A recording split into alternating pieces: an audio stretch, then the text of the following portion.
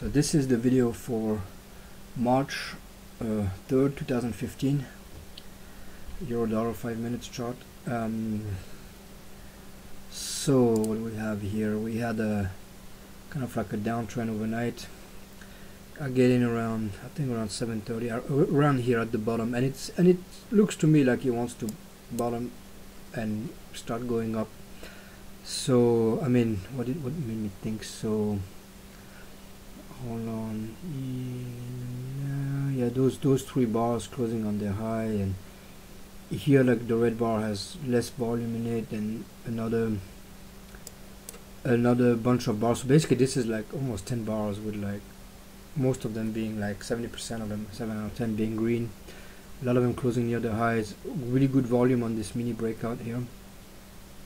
So I don't go long because we are at support here. It's still a downtrend. I mean, it still looks like a downtrend. So I'm not going to short, but I don't necessarily want to go long. Then here, this would have been a good long. The reason I didn't do it was because the pullback was on high volume, and I was a little bit afraid that the trend might resume the downtrend. So anyways, I stay out. Then it starts going up, and what I do, I enter my first short here. Since okay, now it's in this area, I don't want to go long anymore. It's I feel like it's a bit late. At least I'm not going to go long until it pulls back a little bit more substantially. So what I did, I believe, was looked at this. I don't think at this first leg. Yeah, that's what I had. I had 88. The reason I waited a little bit more was for well, first of all, because there was still a lot of buying pressure. The other reason was like I've noticed, like if I enter at 88, I want to close at 78, and meaning I have to go through the round number being 80. So I'd rather just get in like right past the round number. So when I take my profit, I take it at 81, and and this way I don't have to go through a round number again. So anyways, get in here. It keeps going up. I get triggered on my second entry 10 pips later. That was pretty good. I cut the actual high, and here that was a little dumb. I don't know, I just felt like I don't know if it was dumb afterward. I mean, the thing basically, it was so much buying pressure, and it was pretty much a micro channel. There was no, besides here, there was no break below any of the bars. So I figured the first break might get bought, and so basically I put my first exit here at the bottom of this bar for 5 ticks. Then it kept going again. I get rid of the remaining here for 11 ticks, and then I get rid of the whole thing. So basically, this trade was really exited here for -3 and -3.1 because I mean it's always first in, first out. So this trade here gets exited for -3 pips, and this one here I take some profit at 11 pips and a little bit more at like 13 pips. So basically the second entry I had 12.3 on the second entry, -3 on the second, so like on the first one, so basically like kind of like 9 pips approximately. So anyway, so it pulls back, drops below the averages. So I was wondering what was if it was going to reverse into a downtrend. One thing I forgot to do, I should have measured this leg. Look, 50% retracement and entry here would have been good, a long entry. Anyways, didn't do it. So yeah, what should go again? I'm like, it's still over on the longer time frame. It's still downtrend. There was even a trend line in this area here. I don't know if you can even see it on the on the 5 minutes. We can actually see it too.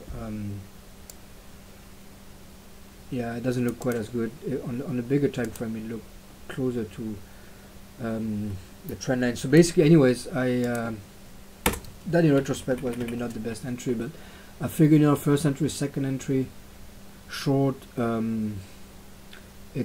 But it wasn't very bright. I mean, it wasn't very smart because like when I saw that this retrace, I mean this resumption of the trend, and the volume was huge, and it was actually getting bigger. So yeah, it really, if anything, I should have gone long here on the failure of the second entry short.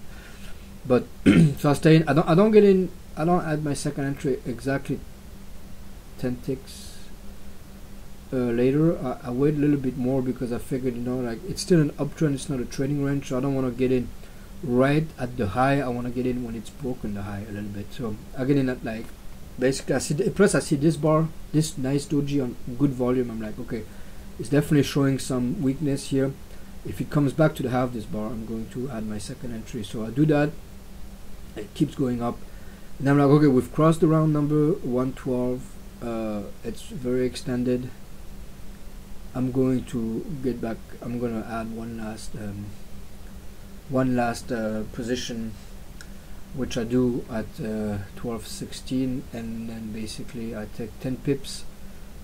Well, the reasoning is to 10 pips on each, or take a profit on each trade, but really I like my taking 10 pips on the last entry is really translates into taking minus 13.5 on the second. So basically I take a small loss, and my entry is now higher, you know, my entry is now between this and this. Okay, then I wait out for the break of below this second entry at 06, and here I take only 5 pips. The reason I took only 5 pips was that there was also support here, so I was like, this thing could very well just jump, you know, like basically touch the EMA and go back up. So I was like, okay, 5 pips is better than nothing. I'm gonna take my 5 pips here, and then I decide to wait, stay in at least for my last entry, see if I can get something. So like I'm like, okay, it's getting late in the day. I'm not gonna make any profit on this trade. Let me at least try to break even. But the problem is that it got back to my entry, but I didn't have my entry here. I still had it like for 5 pip profit, and then when I realized it's trying to jump back up and everything, I'm like, you know what, let's just close for, what did I take here, minus 2, yeah. And again, because of the first in first out, it was really a 21 pip profit on the last entry. So total for the day on my position, which is $20,000, was 22.1 pips. Okay.